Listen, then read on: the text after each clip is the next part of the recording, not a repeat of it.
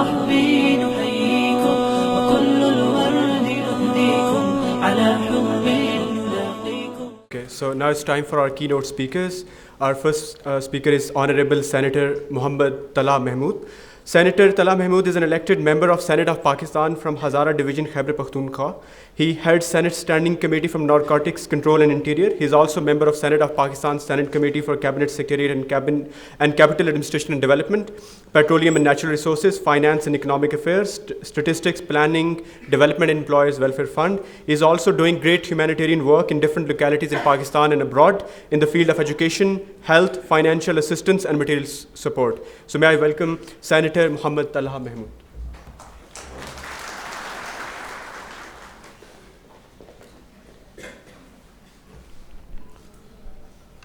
اعوذ باللہ من الشیطان الرجیم بسم اللہ الرحمن الرحیم نحمدہ و نصلی علی رسولہ الکریم. جناب محترم ڈاکٹر عمران عثمانی صاحب، جناب محترم سید عدنان کاکا خیل صاحب، اور میرے بے انتہا محترم احباب سامعین جو میرے سامنے بیٹھے ہیں، میں بہت شکر گزار ہوں جناب محترم سید عدنان کاکا خیل صاحب کا کہ اتنی اچھی محفل میں مدعو کیا. مجھے میں اس خاندان کو تو بہت عرصے سے جانتا ہوں. ان کی بہت بڑی خدمات ہیں دینی حوالے سے، اور ان کا ایک بہت بڑا پس منظر ہے، دینی پس منظر ان کا خاندانی. اس کے بارے میں بھی میں تھوڑا سا بات کرنے سے پہلے بتانا چاہوں گا. اس خاندان کے ساتھ ہمارا تعلق شاید کئی دہائیوں پر محیط ہے. میرے والد محترم حاجی محمود اور عدنان کاکا خیل صاحب کے دادا محترم حضرت مولانا عزیر گل رحمۃ اللہ علیہ، میں سمجھتا ہوں کہ میری یہ سعادت ہے کہ مجھے اچھی طرح یاد ہے جب میں چھوٹا تھا، اسکول میں پڑھتے تھے، والد صاحب انگلی پکڑ کے لے کے جایا کرتے تھے ان کے گاؤں میں، اور میں فخر محسوس کرتا ہوں یہ بات بتانے میں کہ کئی مرتبہ مجھے یاد پڑتا ہے والد صاحب نے کہا کہ بزرگ کی آپ نے ٹانگیں دبانی، میں ان کی ٹانگیں بھی دباتا رہا. اور مجھے نہیں معلوم تھا کہ یہ کون بزرگ ہیں اتنے بڑے، لیکن وقت کے ساتھ ساتھ پھر جب ٹائم گزرا اور ہمیں بھی عقل آئی تو پتہ چلا کہ وہ کتنے بڑے بزرگ تھے. ایک تحریک شروع ہوئی تھی ریشمی رومال کی، جب پاکستان نہیں تھا اور ایک جد و جہد چل رہی تھی ایک ملک حاصل کرنے کے لیے.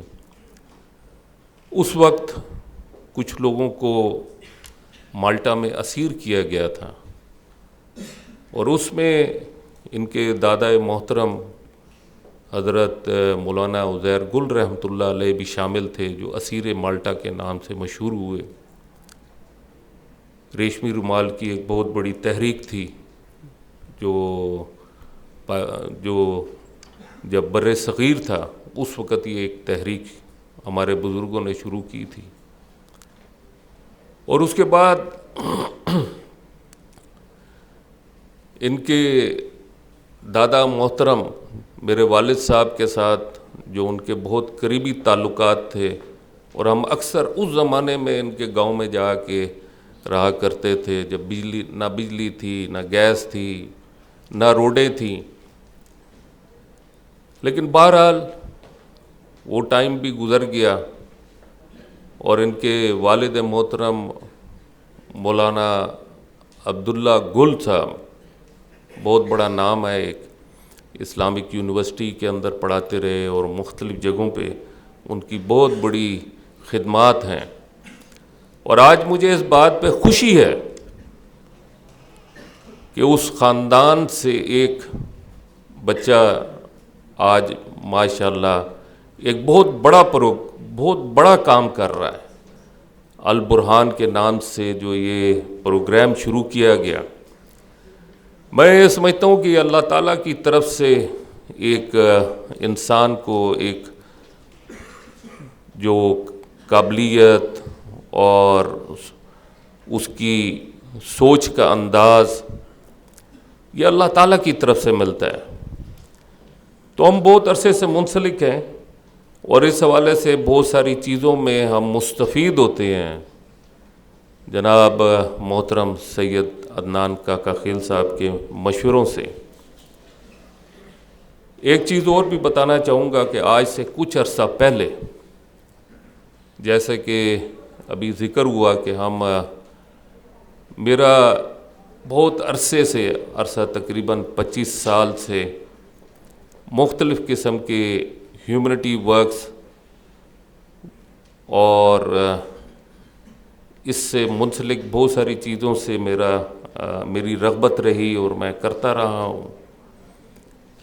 تو ایک مشورہ دیا عدنان کاکا خیل صاحب نے ایک ڈسکشن کے اندر، اور وہ مشورہ یہ تھا کہ ہمارے بچے جو مدارس میں پڑھتے ہیں، جب وہ مدارس سے اپنی پڑھائی مکمل کر کے باہر نکلتے ہیں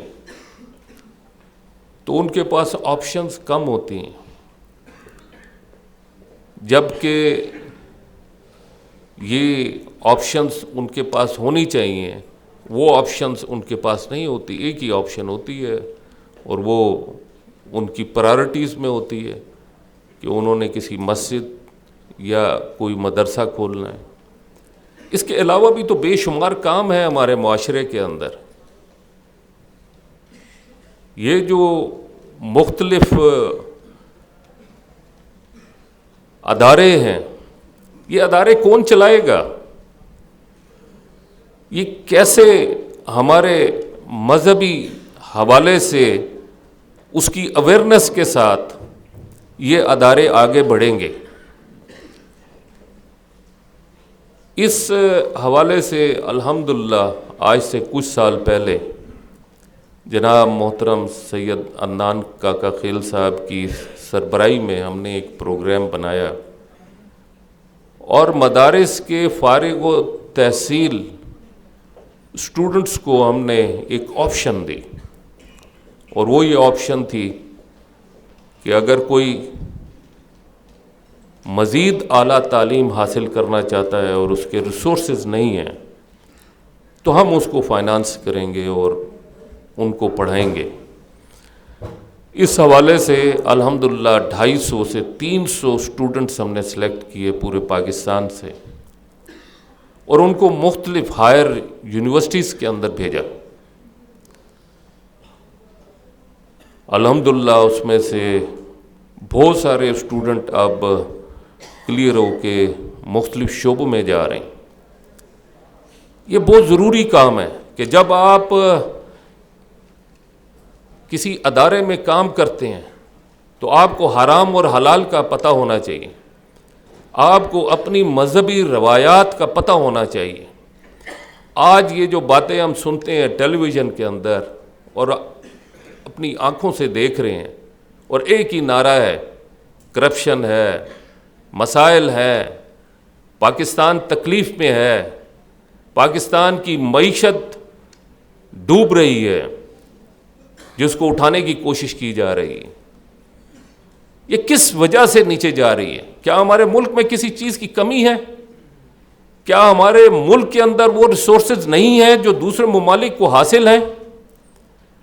اگر ہم اس چیز کی گہرائی میں جاتے ہیں تو ہمیں تو نظر آتا ہے کہ پاکستان وسائل سے بھرپور پاکستان ایسے خطے پہ واقع ہے کہ اس سے اچھا ریسورسفل ملک اس دنیا کے اندر بہت کم واقع ہیں، اور اس کے باوجود آج ہم غربت میں ہیں، ہم افلاس میں ہیں، ہم قرضوں میں ڈوبے ہوئے ہیں۔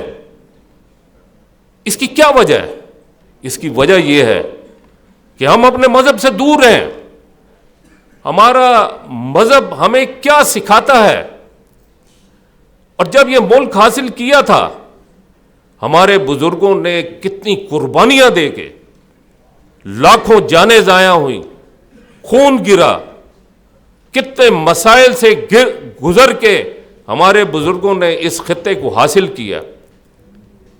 کیا ان بزرگوں کا خواب یہ تھا؟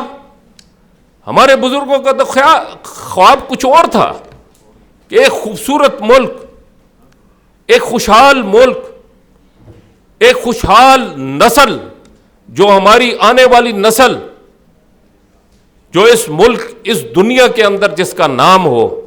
اس خواہش کے تحت یہ خطہ حاصل کیا گیا، اس خواہش کے تحت یہ ملک بنا.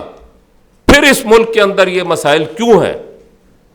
مذہب سے دوری، دین سے دوری،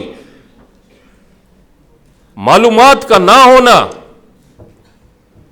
میں یہ سمجھتا ہوں کہ الحمدللہ آج جو یہ پروگرام ہے، مجھے انتہائی خوشی ہے کہ اس پروگرام کے تحت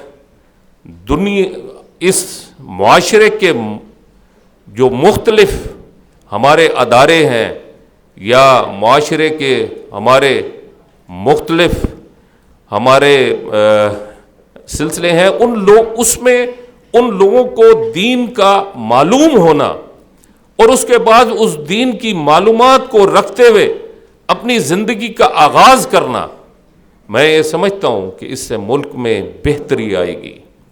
اور ہمارے وہ لوگ جو ان چیزوں سے دور ہیں، وہ لوگ بھی اس کے اندر آئیں، دین سے آگاہی حاصل کریں.